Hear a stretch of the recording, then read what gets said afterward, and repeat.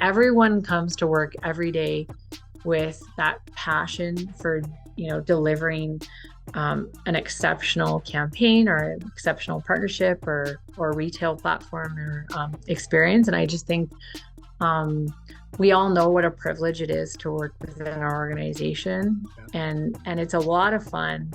It's really special. Like, you don't find a community and a fan base like Yeah. this in many markets. So we do all realize how special it is, and it's yeah, it's no day is ever the same, Yeah, which is fantastic. that's great.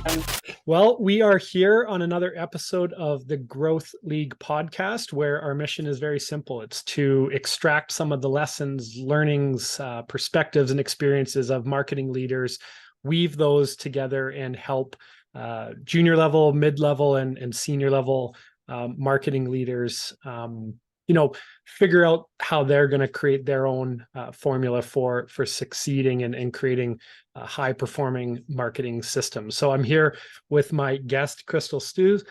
She is the marketing director of the very storied Saskatchewan Roughrider Football Club. She has, a ton of experience, over 15 years experience in multiple different industries: tech, finance, real estate, and has been involved in managing teams and developing marketing systems that hit all the critical KPIs. Very, very cool background. I had the opportunity to listen to some other content featuring Crystal. So this is a great conversation, and welcome to the show, Crystal. I appreciate Thanks for having me, Caleb. Yes. So I want to give our listeners a bit of an understanding about the journey or the path that you took to the Saskatchewan Roughriders, and tell us a little bit about your background and how you've developed into this marketing leader you are today. Definitely. So yeah, my journey is not straight and narrow, and I obviously have had the pleasure and privilege to work across different markets in Canada, which has been a lot of fun. You learn so much when you kind of transfer industries, but when you are a marketer, you can kind of bring some of the good stuff that you loved from a previous industry and then transfer through. So, as you mentioned, I've worked across finance, real estate, predominantly tech, and now sports marketing. So I do like to find myself in industries that are flexible, ton of innovation, very dynamic, fast paced, exciting. And so that's where I've landed. So I was out west for a number of years. I was working with HSBC, and that role always sticks out as a big highlight because I got to work with small businesses and entrepreneurs, helping build out their business and provide marketing solutions for them. But then also medium-sized and large multi-corp businesses. So your marketing strategy was not kind of a one-stop shop with those three segments. Yeah. And so, especially in different regions and geographical areas. So got to learn a lot of how to really build strategic campaigns throughout that process, covering areas across Western Canada, and then transferred into the tech sector, which was extremely innovative. Got to pilot a lot of new things when I worked at TELUS, which Yeah. was a lot of fun. Yeah. Just being able to be very flexible and adapt really quickly to your consumer demands and your client demands was fun. And listening to what was important to your clients, that's a major. You can come up with a brilliant idea in marketing, but it all comes down to what's the needs that your end user is after, and then how can you deliver that in a fun and creative and strategic way. Yeah. So yeah, in those roles, like I said, I love the innovation, love the flexibility.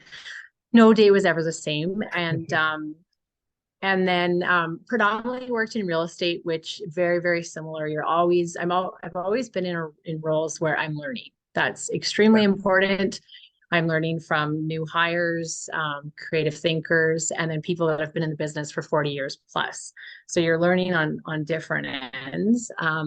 And so that's brought me to sports marketing. I was out west for almost a decade. And then once the pandemic hit and wanted to be closer to family, Yeah. this tremendous opportunity came up to come home. And it's been so exciting. The Rough Riders are such a such an institution and establishment in Saskatchewan, but across the country. And I mean, I've been in Central Park and you see our brand, and you go to a baseball game in LA and you see our brand. It's Everywhere. everywhere, and it's pretty exceptional. It's a pretty special thing to be part of.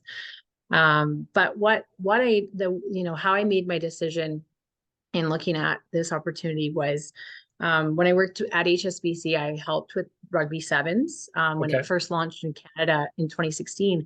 And so when I look back at kind of some of my marketing and career highlights, that really stood out. It was I didn't know much about rugby, to be honest, Yeah. and worked with the national team on delivering like such fun campaigns, so much like clients and the relationship strengthening activities and fun activations you can do were exceptional. So kind of looking back at my last 10 to 15 years, there's been lots of highlights, but I had so much fun and was so passionate and invested Yeah. in that time throughout my career, so it really made it easy to transition into sports marketing. That's so cool. I Now on game day, are you wearing a watermelon on your head? Are you face painted, or you have a clipboard and busily at work? I'm a little more behind the scenes. Yeah. Yeah, definitely. It's where our team is behind the scenes, moving a mile a minute, but it's so much fun. Like the energy on the concourse on game day, there is nothing like it. Our Labor Day Classic, when we take on our big rivalry, our neighbors out east, is a lot of fun too. And it's just, I've lived in 4 different cities across Canada, and I can tell you the energy in our stadium at Mosaic Stadium is electric. Like it's so much fun. And when you when you live in other regions, you're like, why aren't the fans why aren't Totally. the Well, fans it's at crazy. home? I mean, if asked, I would definitely say that I'm a Stampeders supporter, but whenever the Riders are in town, it's significant how outnumbered green is as compared to red, and it's just unbelievable. It's such a well-traveled team, and it must be very exciting to have a hand in creating that advocacy and nurturing that advocacy. Um, Yeah. in fanhood. As you can tell, again, I was mentioning to you before the show, this is unintentional, but green bubbly, green shirt, you're wearing green, so we're very on brand You're today. on brand. Yeah. Crystal, I was doing a little bit of reading and saw that you, throughout your career, have contributed a lot of time to, mentoring and supporting young or old women marketers or business leaders or those in tech. Why is your heart there, and what does some of that work look like? Yeah, Caleb, I love that question. What I can truly tell you and anyone that's listening is is to get involved as much as you can in areas you didn't think that you had time for or had energy for or weren't qualified for. Um, Probably, yeah, in the last 10 years, I've definitely got involved with mentorship opportunities. TELUS provided them. And I sat on a board of directors when I lived in Vancouver, and our focus was accelerating women throughout various stages of their career in a predominantly male-dominated industry Yeah. to help advance them and coach and so forth. And so, yeah, that what's led me to that is it fills my cup. I can have a really crazy busy day in my career, regular day of work, and then I go to a volunteer event or I have a coaching meeting with someone who's needing tips for an interview the next day, and it absolutely fills my cup. And again, I talked about learning.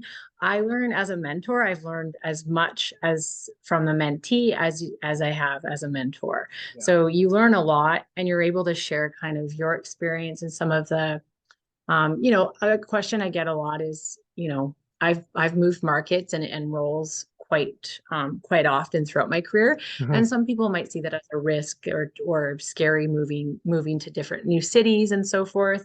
But I've always just reassured them like the outcome completely outweighs any potential challenges, like the experiences that you get, and you take a little bit along the way as you go. Yeah. So what's also been beneficial as being a mentor is I've built a network of informal mentors myself that I did Right. not anticipate. When I first kind of got involved, it was a little more organic. I think too, as individuals, we think like, well, what can I contribute as a mentor? But really, when you just share your experience, your authentic experience to someone who's newer in their career, newer in an industry, like you said, they could be a senior leader, but they're Yeah. newer to an industry. Yeah. You're just sharing information that's very valuable. And yeah, I feel now I have a network of friends to lean on, and people that, from a coaching aspect, it's just been a lot of fun. And it's also, it's, you're able to unite where you have challenges from your work day, Yeah. or some of the things you're going on in the organization, that you can unpack in a safe space. Yeah. So it's also nice when you go to an event and you recognize people. And I really encourage people to get out and network. Yeah. No one loves, hey, I've got a networking event. But if you can, and if you can go it alone, you really get out of your comfort zone. And then you end up meeting more people than you would if you accompanied a few friends to a Totally. networking event. That's a good tip. Go it Yeah. alone. Yeah, that's a good tip. I think a lot of, well, for me personally, networking events are exhausting were exhausting in the old days, where I thought that I was there to talk about me and what I do and what we do. But as I grew older and leaned into going with a kind of a service mindset and a support mindset and a just relationship mindset, it can be a very fulfilling experience. For you, I mean, for a lot of people that I know that commit a big chunk of their day or year to service or mentorship or support, it's not always, but it's often because they had an impactful mentor or a group of mentors growing up. Was that the case for you, or was this just naturally woven into your predisposition? No, I played sports my whole life growing up. So I had some amazing coaches. Early on in my career, I had some incredible female mentors who I was in my 20s at the time, starting out just after university. And they really propelled me to, again, the networking, the networking thing. I was quite junior. Yeah. And they'd send me to business networking breakfasts. And that seemed pretty daunting at the time, but like really set the tone and the stage for my career, because you would just absorb. Like a Yeah. lot of the times, you don't have to be an expert, you're just absorbing. And that's at every level of your seniority throughout your career. Yeah. And then pushing me to see, for roles that that I would have thought I was more junior for, and encouraging me to apply internally for some more senior roles Yeah. early on in my career definitely helped. And also identifying that, things aren't just linear anymore. You don't go in an industry and stay there for however many years. I mean, if you do, it's fantastic, but it's rare in our day and age. And so realizing that, if you're a good communicator, if you're respectful, if you have the foundations of strong transferable skills, you can kind of explore anywhere, and it's okay to pilot new things. So a couple of my mentors early on were fantastic for that, and kind of set the tone. And like I said, once I started volunteering and mentoring, I obtained a ton of informal mentors that I wasn't seeking out. And now I have in my network, which is really, really great. Well, that's so cool. And as a girl dad myself, just want to thank you for being a role model in women's lives, and I hope my kids get the same sort of support in some way. So thank you for that. I don't want to put you on the spot or embarrass you in any way, but I'd like you to tell me a little bit, or tell us a little bit, about what you consider to be your superpowers within the world of marketing. And then on the converse side, what are some areas that you're consistently staying up late at night to learn or to ask other folks on in terms of strengthening? So what are your superpowers first in this role? I love that question. I'm a people person. Yeah. So I'm a connector, I'm relationship building. That's kind of my first skill set, is if we can relate and connect on certain things, I can understand your perspective and your point of view, then I can walk away with my marketing cap and build a strategy how I can help you or help your product expand or grow your brand and strengthen your brand. So that's Mhm. kind of the first thing, is like understanding people and their needs. Because you can be like a abstract thinker and super, super creative, Yeah, but if you're missing the mark on, totally. what the connection point is, it's tricky. So that's always been my first superpower, is people. Um, I like to surround myself with people that energize me. And I know we might talk about agencies a little later, but working and collaborating with partners and vendors and people on your team that energize you. Yeah. So that's always been important. And I like to that's I like to bring energy to my team and to our senior leaders and so forth. So that's and clients. So and fans. Yeah. So that would be my first one. Um, I like to stay on strategy or bring a strategic lens to anything we're doing. Um, I early on in my career, KPIs and metric tracking and tracking conversions and all of that, it's so reporting and analyzing your data, that's extremely important, because what I have found is when you're working in an organization, you've got senior leaders, you've got fresh new innovative thinkers, you've got people of all realms that are coming together, and everyone kind of interprets how they want to run a marketing campaign or creative strategy. Everyone has their own approach, Yeah. and you come together collectively, and there's no right or wrong answer. But at the end of the day, it doesn't matter if you have a year or 20 years or 40 years of experience, you got to follow your data. Yeah. So, because that's something that like no one can argue with. So it's really tracking your performance and doing it regularly. I feel like I'm a little bit of a data junkie where, we launch a campaign and it's like, how is it performing? Yeah. Tracking, Yeah. especially on digital, and looking at all those different omni channels and so forth. So that's been important, is, sometimes you also, as leaders or experienced leaders, you have to put your ego aside of what you think might work, especially in 2023. Like there's so much new technology, new innovation, new ways to connect with people, Yeah. that you really have to follow the metrics. Yeah. So And what are the areas that you're working on, and maybe not consider a weakness, but something you're curious about improving as an individual marketer? yeah, I would definitely say AI is something that Yeah. scares me, excites me. I do a lot of reading on that, and continually looking at something that's really important for me, and that in any role that I've been in, is digital experience.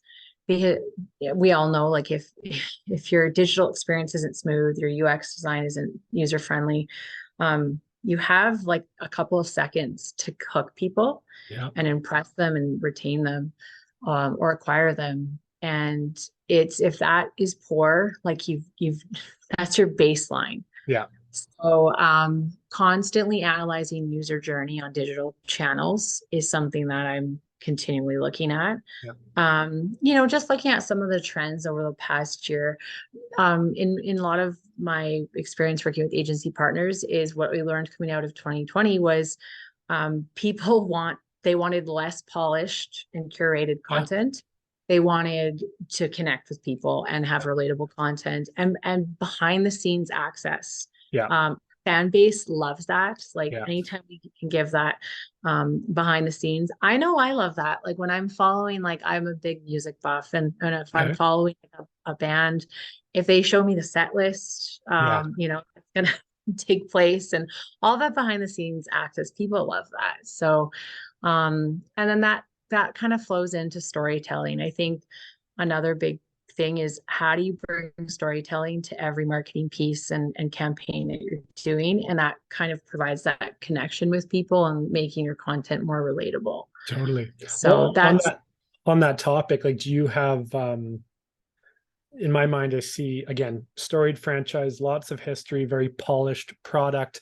Do you have any challenges or, I guess, tips on encouraging or convincing other departments or maybe C-suite on pulling back the polish, increasing the relatability and the sort of the organic feel of the content? Because for a lot of marketers, that's that's a tough ask, to convince other stakeholders that, hey, we're going to show the less good version of the, of the polished product intentionally. How do you approach that? Because it's a big topic. Definitely.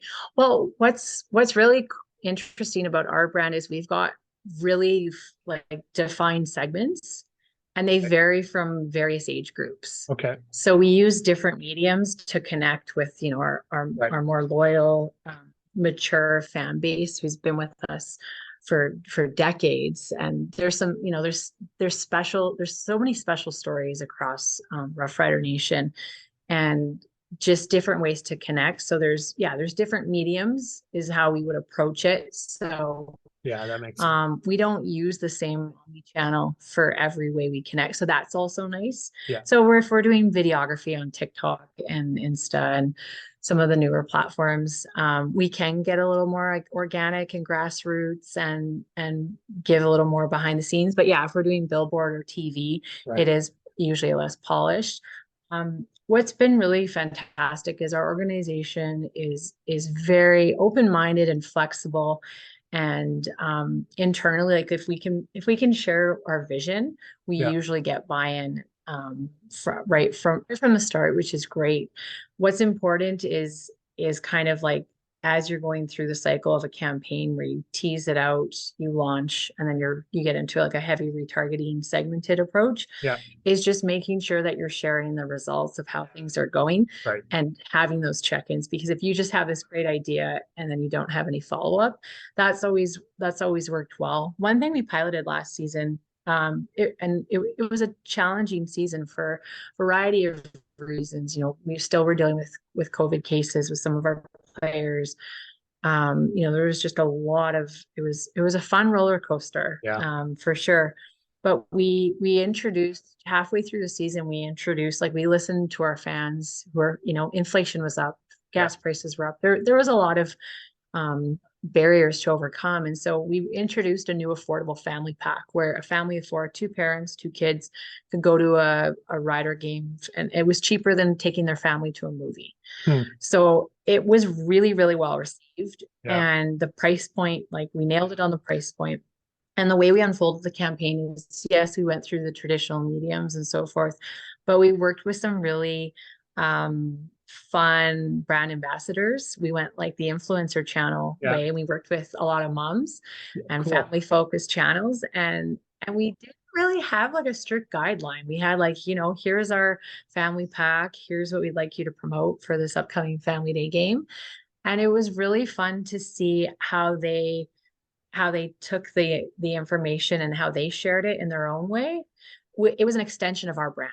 Right. It was still representative of what we were trying to achieve. Right. And we ended up tripling the like sales by like year over year, three times. Wow. So it was extremely well received. It was for a pilot project. It was really cool to see. Awesome. That doesn't always happen, when you're dealing with different areas of different industries. But yeah, it was great. So that was a channel that worked. And then we continued that for some of our Grey Cup activations as well, which were super fun. So that's kind of an avenue. When you are though dealing with as marketers, you are supporting the entire organization. Yeah. So you have to make sure that you're, I always say we're a little bit of a business within the business, because you're serving internal stakeholders across, whether it be partnerships or retail program. We've got charitable arms. So yeah, you just have to make sure that you're managing everyone's interest in when you do represent the brand. So you have really your checks and balances. Yeah, you do your due diligence to make sure you've covered your bases, but it's important that you make sure your internal stakeholders are satisfied and happy, and then you can go out and deliver something fun externally. Yeah, it's not, again, also not linear. Can't just put messages out there to the fan base. It's a whole ecosystem. I was going to ask you, so, one of the things that make up our philosophy, or my philosophy here is marketing is definitely meant to generate awareness and engagement and maybe get a first-time customer or a transaction, a purchase. But the truly effective marketing systems go beyond that and create avenue and platform for advocacy. And you mentioned Rough Rider Nation. How do you leverage this very unique fan base that you have as a part of your marketing system and your marketing strategy, beyond that first family purchase? Like, how do you leverage them as a member of the team, if you will? Yeah, I mean, our focus this year is extremely, I mean, every year it's extremely fan centric. That Yeah, is really our approach. Our fans are what, unites us, and it even goes beyond that. Like we always say, growing up in Saskatchewan, like rider pride is a part of who you are.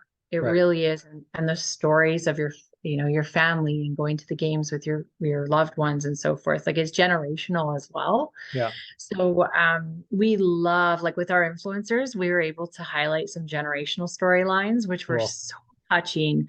There are so many, like going not even behind the scenes, but going beyond and out into the communities. Like it's so important to be connected closely with our communities across the province. So that's what's really special. We are community owned. Yeah, About our organization is it's all about our people and our fans. And yeah, so how do we include them? We have the most passionate fans in Canada, if not in North America. yeah, Um, so they're a big part of what we do. So we do focus groups. We stay connected, especially our valued season ticket holders. We have more than 20,000 season ticket holders wow. annually, which is just exceptional Yeah, for our market and for the industry. It really is. And they're like, the heartbeat of Rider Nation. So yeah, we listen to them. We do a ton of we stay connected through surveys post games. So we do a couple of those. Like that's a great way to track to pulse check. What are the needs of the fans right now? yeah, I love anytime we can showcase or spotlight or do testimonials or on fan features or what we're doing in the community with different external stakeholders. That's one of our favorite approaches is how yeah, can we spotlight and recognize our fan recognition is a big part of what we do. yeah. And Well, you can so feel that. Yeah, you definitely feel that wherever you go and see that green and white. So different segments have different needs and then different purchasing behavior. Like yeah, we know our younger audience don't purchase tickets. Their decision making is so different than some of our more loyal, tenured fan base. yeah, And so those have been fun trends to analyze and post pandemic. And we know too from some of our stakeholders like Ticketmaster is entertainment purchases happen within like 2 to 3 days now. Post pandemic, people don't make up their mind yeah, until closer to an event. And yeah. so that's really And that we've had to change our strategies a little bit on how we connect. that's interesting because I heard you on a recent show talk about that behavior was more consistent with folks out west and in the in the prairie provinces they would plan out way in advance, where that has changed kind of across the board, you're saying.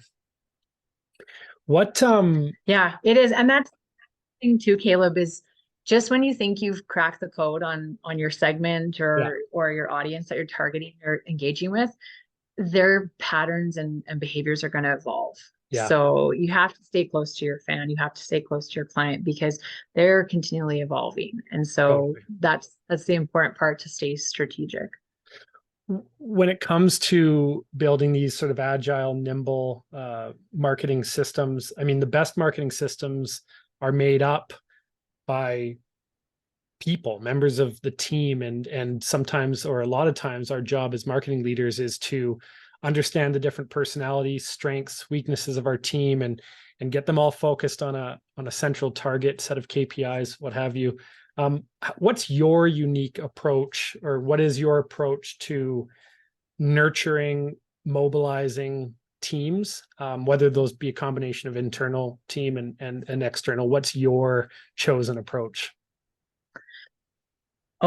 Strong, open communication So staying connected with your team members, your immediate creative team and content team, that's important. But then your broader team, like I'm part of a brand team and we've got different various internal areas of the business. So it's just keeping everyone needs to stay connected and have that that transparency and open communication. That's first and foremost. What's really exciting that we launched as a team this year is, in any industry I've worked with, and it's usually managing a team of 6 to 8 creatives, whether you have a videographer, graphic design, marketing coordinator. So it's a variety of creative thinkers. You're right. It's different personalities, it's different perspectives and different workloads. So I always find like the workload component for a marketing team is it's always stretched. Yeah. No marketing team is ever sitting underutilized. So managing workload is the biggest thing as a leader, like how you can support your team and helping them juggle the priorities, because everyone's from the business, different business lines are coming at them with like me, I need this now. This is my priority. And so having that broader lens to say, actually like this week, this area of the business is the priority. So juggling workload and priority requests, that's how I've throughout my career have been able to better support my team. And then organizational tools, like in some of the nonprofit work I've done, managing marketing leaders and so forth and volunteers, is tools like Asana, project tracker tool. And what I was chatting, my face lit up earlier. I said I was really excited. We launched internally at Monday.com. Yeah. And that has just helped our entire organization see workload. I've even done things in the past where I worked in like a very fast-paced brokerage environment where everything is, urgent and time sensitive, where literally the marketing pod we had things like Asana and Monday.com, but no broker or salesperson is reading that. No. So we had a chart and a board to say like, here's our email campaign schedule this week. Do you want your client to get 18 emails in a week span? No. So here's our strategy. So strong visuals are great too, because it just then it forces other areas of the business to plan ahead if they need something from you and like give you a strong scope or a campaign brief well in advance. Yeah. But there's always escalations and one-offs. Sure. So you have to be able to be flexible too when that happens. So that's definitely been important. I also have 2 other things that have really helped, I think, gel a team. And it's getting your team out of the boardroom and out of like getting them off site for meetings once or twice a month, where you can be in a different space, you interact differently, and then also doing team building stuff off site at least once a quarter. If you can do it once a month, great. Because just nurturing those relationships in a different environment, that's super, super important. Team building. So we've done stuff like bowling or painting and stuff like that. I can't emphasize that enough. And that's just, and it's hard because everyone's stretched, but if you need to encourage your whole team to commit to that. And if you get it from the ground up too, if you get your senior leaders involved, that's also bodes really well. Yeah. Or you do breakfast meetings. I love breakfast meetings at the start of a month to re-energize them. Who doesn't like a breakfast meeting? No, it goes back to your point. It's all about people and relationships, and the work will get done when there's trust and safety and all of these things that are felt. And that's, if you're not contributing to that and growing that as a leader, then it's going to be a very transactional relationship. And I want to ask one question about the workload tracking. Monday.com also cannot say enough about that.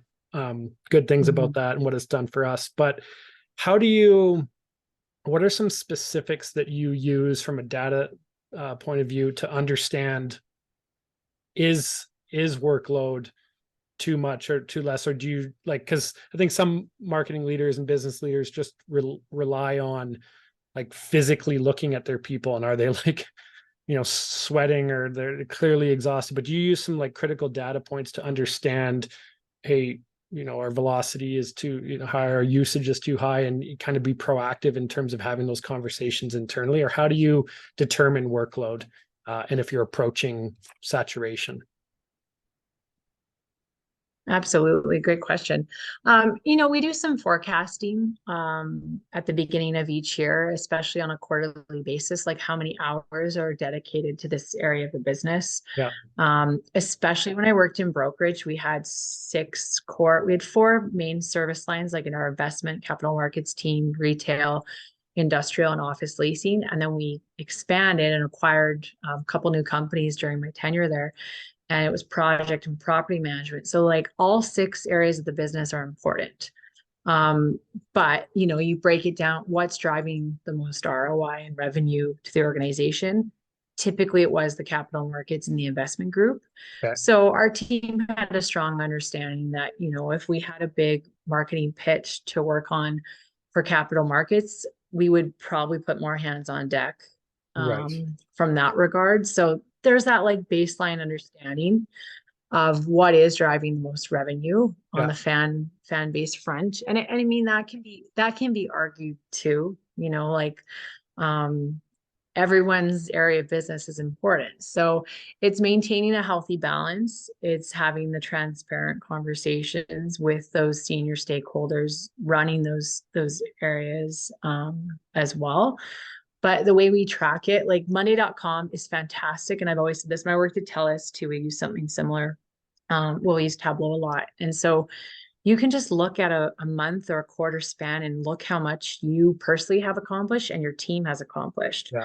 So just even that visibility alone is helpful. But in terms of like data points, what I've used historically is just number of hours or output of different campaigns. Yeah. So if I'm doing, if our average, especially for email marketing, looking at how many posts on social media, looking at how many email campaigns or website activity or videos we're doing.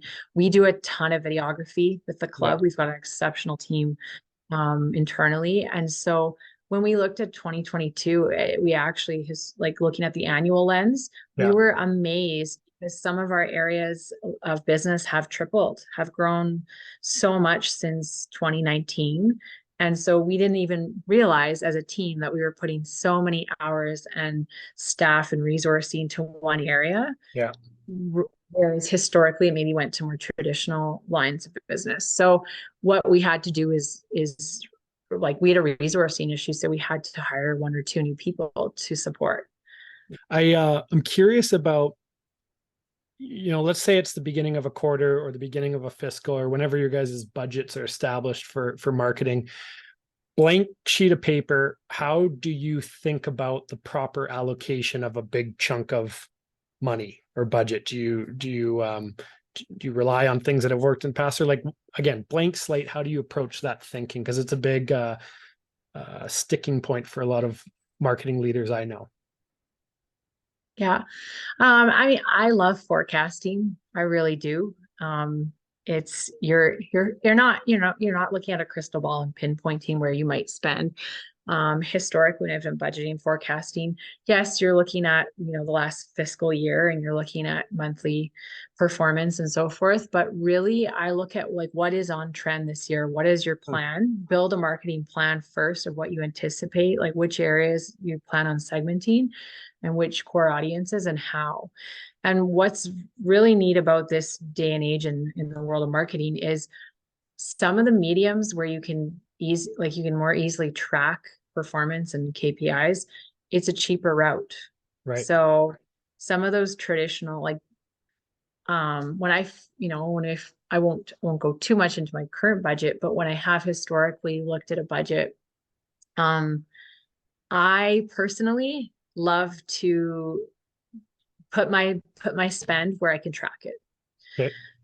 And so, some of those traditional mediums I haven't used or I haven't incorporated them because they're expensive. Like print campaigns are very expensive and they're hard to track and so forth. But having said that, in my current scope, they're extremely effective. Right. And, TV has generated a ton of earned media and so forth. So I think like, you look at your budget.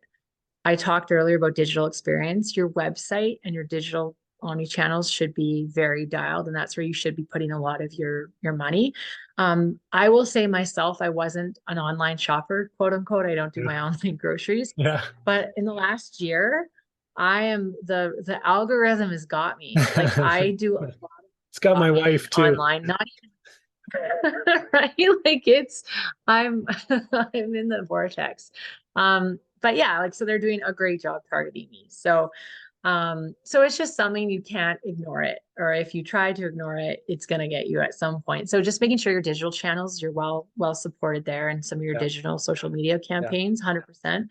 And a lot of the times too, I think like making sure your budget has room for nurturing, for new Mhm. acquisition, like building your funnel. But acquisition and retention are equally as important. Totally. The retention side can get so ignored. I've worked on a lot of retention strategies, especially with TELUS, even right now with the writers. Retention is a very important focus of the business. Yeah. And so I almost recommend having like we do a lot of like internal Okay. like we call them little task forces, where you have just like a small group who just knows your brand and knows your fan base or your clients just intimately, and like they know the area of the business really really well. But then you also need some new, like you need some thought leadership and people that don't know the business or aren't as close to your end user, Right. because they can bring new ways to approach them. Yeah. No, that's a great approach. Because anyone who's been in the business for, a certain amount of years, they know like, oh no, this is their trend. This is what they've always done. But you kind of need a working group of a variety of thinkers, and you need to be able to pilot new things when it comes to retention and acquisition. So Hmm. like keeping the funnel supported on either end is important. And then having like using that analysis to put those dollars into your budget. So that's Yeah. the biggest thing, your digital components. I think CRM and like, we email marketing, or pardon me, marketing automation platforms Yeah. or project management tools, your technology, like your app technology, that's important. Yeah. We've just invested in a really great new platform that will help build a new loyalty Okay. experience and rewards experience, which our fan base loves. And so just like, how are you making the whole journey and experience of your end user more fun, engaging, and so Yeah. forth? So there's a lot of new platforms out there. So keeping like there, there's they run at a variety of different costs too. So you can go on more cost affordable or Yeah. the premium services. So Interesting. It incorporating that into your budget or yeah. it sounds like Go ahead. it's a Sorry. very interesting sort of approach you take to it. But some of the things I heard, to repeat for the audience, is start with the customer segment or segments that you want to focus on. Understand, prioritizing things that can be measured for those different segments. Have a nice split between retention and acquisition. Understand the tools and technology you need to make this all come to life, and then allow room for nurturing, or I guess, and maybe I heard it wrong, but nurturing, I took it as like reallocating over time based on those parameters that you set. So not, building a plan but not being stuck to it, if that's what I was picking up. 100%. And having a little bit of contingency for things that Yeah. pop up that you won't have anticipated. When I talk about, or when I think about our app, some of the engagement we've done with Grey Cup, hosting Grey Cup this past year, and with our Yeah. fan base during the last season, is certain audiences never used an app in their Yeah. life, and then Totally. everything went digital in 2020, and that's kind of our best way to engage with our open rates. Like we've done some fun prizing and contesting, and the app open rates are I wouldn't say they're higher than email metrics, but they're growing. And Yeah. so like just using some, different technologies too is a lot of fun. So Yeah. I might 2 years ago might not have budgeted much for app integrations, but now more gamification and so forth. So Good for you. staying current on some of the trends too, because that's important. Yeah, Getting it. that's cool. I have two more questions for you, and the first one is, Mhm. so as it relates to, you work with some external partners, what do you look for in terms of like good, strong partnership, and what role do you feel that you guys have to play in the creation of that value and that nurturing of the relationship? And what are some areas that uh, kind of represent red flags for you as it relates to a partner? Definitely. I mean, the partner and vendor and supplier part of the business, love working with people. So I think when you're looking for people to collaborate with, again, I noted this earlier, but find people that energize you. Yeah, Find organizations that are easy to collaborate with. I always say, an agency or a vendor, they should be more organized than you are. And they're bringing you a new perspective and they're bringing right. you more creative solutions and so forth. Um, they should be able to identify new efficiencies for you and your organization. Um, one thing I talked about or that we're expanding on is when your team, like when your marketing team is stretched, it's okay to outsource Right. where you need areas of specialization. And I mean, I've done that all throughout my career. And it's really fun to work with specialized partners because they just bring a whole different new lens. They're not as, they're not as close and intimate to your brand, Yeah, but they bring you new solutions. right. So I think that's important is they're bringing you new ideas. Um, and yeah, I think when you're like, the way I've approached partnerships is, they have to energize you. There has to be a level of expertise that fosters great collaboration. Yeah, And then they need to be more organized. Like they need to be creating efficiencies for you and your yeah, organization. yeah, That's when it makes sense totally. financially, Otherwise, why not just do it for the internally? organization to us. Yeah, yeah, Yeah. Yeah. And I think too, don't go with your friends and family when you're building partnerships. Sometimes that's the easier route is your yeah, connections and so forth. But really like where I've like kind of squeezed the most juice out of a partner organization or relationship, business relationship is by going with someone that, different philosophies, different approaches, a ton of innovation, new technologies, and a partner or a vendor that works and has exposure to different industries. yeah, Because they could be working with a tech partner or a very innovative partner where they're piloting a new app or a new platform that they can introduce to you. That's always been my goal in the partnership is like, what are some of the new technologies and solutions that they can introduce yeah. my way. Oh, that's really good. Thank you for sharing that. That's great. Um, the last question I have is around, it's a double-sided question. So the first one is, as you go into this season with your team, with your marketing team, internal, external, what is one big challenge that you anticipate having to tackle together? And you may or may not have the answer already. And then conversely, what is one thing that you want to brag about a little bit? It could be a person, it could be a campaign that you just hit it out of the park. You already referenced the friends and family one. So biggest challenge you anticipate heading into the season and biggest bragging area.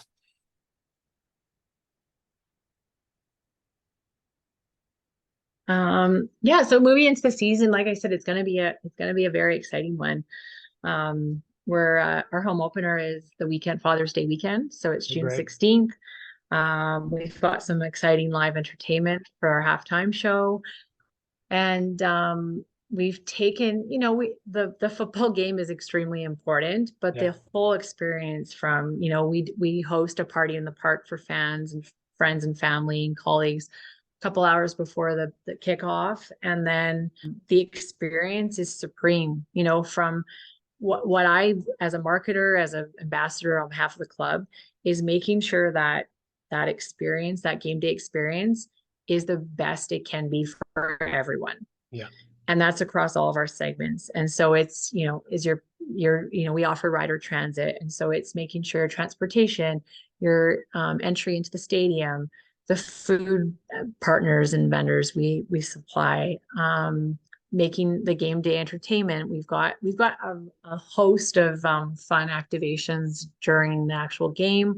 When it comes to the wins and losses, the W's on the Yeah, field, that's a big one. that's hard for us to that is, and but it's very important in our operations team. We've done a lot of building this year, so those are important. We want a winning organization, Yeah. and that's across all points, but making sure the game day experience is exceptional, where people from all over come to experience Mosaic Yeah. Stadium and a football game. If you could somehow optimize your marketing system for wins, for generating wins, that would be a pretty next level marketing program put in place. If there's some way that data point could be, That would be a Back to the Future. yeah. Sorry, in terms of wins or people you want to brag about. Yeah, that would be, yeah, kind of feathers in our cap. Like we came off hosting Grey Cup at the end of last season, and that was a huge organization. Like we put on one of the best and well attended Grey Cups in the history of the CFL, and the way that was delivered and executed was we introduced a ton of new family focused events. Like it was more beyond the football fanatic or the loyal football fan. And it was just very family centric and very community centric. And so, and with that, like we partnered with a lot of cool organizations and suppliers to deliver like a digital zone. We had a family zone. We had a young little like heartland huddle in the heartland zone. So just like a lot of different areas for people at different of all ages. We had like, I think it was a 28-foot outdoor super slide, which was really, really cool and a big attraction. It was almost like a winter wonderland. So our whole organization and club, like it was extremely well attended. Obviously, we weren't in the Grey Cup, and that wasn't the outcome we wanted. But above and beyond that, everyone came forth to deliver a very well attended festival. And we know that kind of future years, they're going to take a lot of what we've kind of piloted and carry that forward. But kind of looking into this season, there's a lot of adversity and transition in sports, and the team has just done an incredible job. Like you're always evolving. Yeah. And I would just like to shout out my whole team, because everyone comes to work every day with that passion for, delivering an exceptional campaign or an exceptional partnership or retail platform or experience. And I just think we all know what a privilege it is to work within our organization. And it's a lot of fun. It's really special. Like you don't find a community and a fan base like this in many markets. So we do all realize how special it is. And it's it's no day is ever the same, which is fantastic. That's great. Well, thank you so much. I mean, I could talk to you for 2 more hours about all this, but I think that everyone listening certainly should feel inspired and motivated to, lean into team development and to that, but also contribute offline as well into areas that you have some influence and make that an important part of your makeup. So thank you for being a leader in that regard. And I wish you guys the best of luck. Well, I wish you the best of luck this season, like within reason as it relates to the Stampeders, but like from a marketing standpoint. No, I'm just kidding. All the best. It was great. Rivalries are good. Rivalries are that's good. right. It sells tickets, right? So yeah, thank you so much for having me. It's always great to chat about kind of marketing strategy and team focus.